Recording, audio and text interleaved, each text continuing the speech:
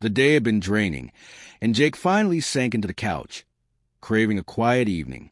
From the kitchen, his wife, Samantha, hummed softly as she prepared dinner. Everything felt normal, until his phone rang. His boss, Mr. Carter. At this hour? That was unusual. Jake hesitated before answering, his mind racing through possibilities. Had he missed a deadline? Made an error in a report? Suppressing a wave of unease, he picked up the call. "Jake, I need you in my office. Now." No explanation. No pleasantries. Just a direct order. The line went dead before he could even ask why. He stared at his phone, confused. Something about this felt wrong. Turning to Samantha, he said, "That was Carter. He wants to see me. Says it's urgent." For the briefest moment, her grip on the spoon tightened, but her voice remained neutral.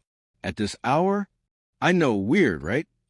She finally turned to face him, her expression carefully guarded. "You should go." That was it.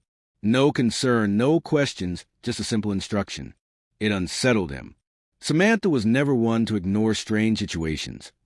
She was always the first to dig deeper, to demand details. But now, she seemed almost eager for him to leave. Despite the nagging feeling in his gut, Jake grabbed his keys and headed out. He wanted to chalk it up to nothing, but something told him this wasn't just about work. The drive felt longer than usual. His mind cycled through every possible scenario. Was it a promotion? A firing? Had someone lodged a complaint against him? His fingers tightened around the steering wheel. When he arrived, the office building was nearly empty. Only a few lights flickered on the upper floors. He took the elevator up, his pulse quickening with every chime. As he stepped into Mr. Carter's office, he was met with an expression he didn't recognize: pity. Jake's stomach twisted. Whatever this was, it wasn't good. He sat down, his heartbeat pounding in his ears. Mr. Carter wasted no time. "You need to know something about your wife." The words landed like a punch. Jake blinked, sure he had misheard. Mr. Carter exhaled and slid a phone across the desk. "See for yourself." Jake hesitated before picking it up. The screen was filled with messages, intimate, explicit messages. His breath caught as he read them. Samantha's name, her words, her pictures, and the person on the other end? Mr. Carter. His grip on the phone tightened. This isn't real. But it was. A cold weight settled in his gut. The messages stretched back for months. Not just casual flirting, but something deeper, something ongoing. This wasn't a mistake. It was calculated. He scrolled, his pulse hammering, his vision blurring. Every word, every image meant only for him, was now shared with another man, his boss.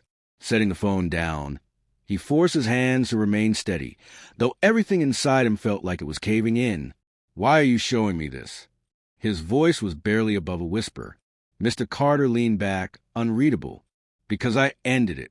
And I figured you deserved to know before you spent another day living a lie."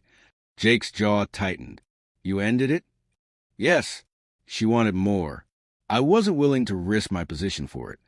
A hollow laugh escaped Jake's throat. "So what is this? A confession? A favor?"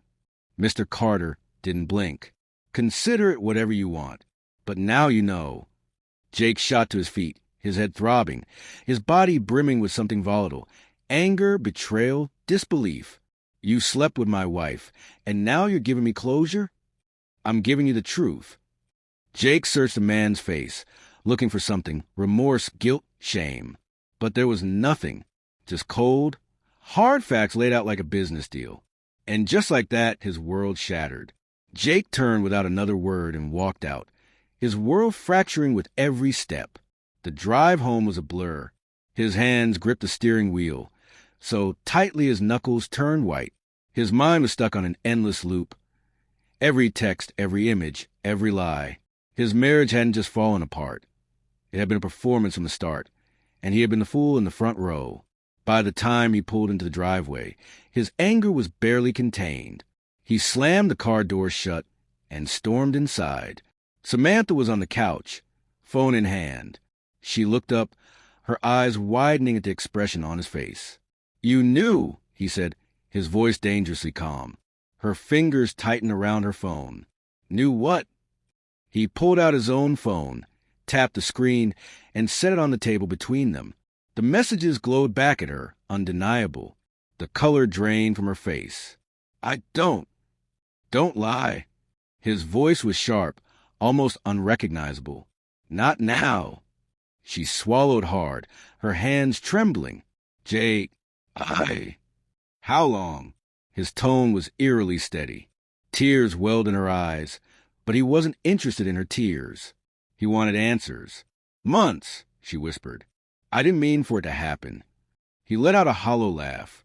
You didn't mean for it to happen? You sent pictures. You met him. He stopped, his jaw clenching so tightly it ached. Did you ever even love me? Tears slipped down her cheeks. Of course I did. Loved, he corrected. Past tense. Her silence was answer enough. Jake exhaled, running a hand through his hair. Was it worth it? She broke down then, sobbing, reaching for him. Don't. He stepped back. Jake, I made a mistake. I was lonely. Stop. His voice was hollow. Just stop. She opened her mouth, but he was already walking away, grabbing his keys. He needed to get out before the weight of it crushed him completely. The night air was cold, but he barely felt it. He drove with no destination, just endless miles of road stretching ahead. His mind was a battlefield. Anger clashed with heartbreak. Memories tangled with betrayal. Every laugh, every kiss, every promise she had made, all of it was tainted now. At some point, he pulled into an empty parking lot near the lake.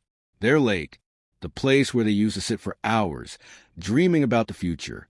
He stared at the dark water, the silence pressing down on him. He wanted to scream. He wanted to ask her why. He wanted to turn back time to a version of his life where none of this had happened. But that wasn't possible. The life he thought he had was gone.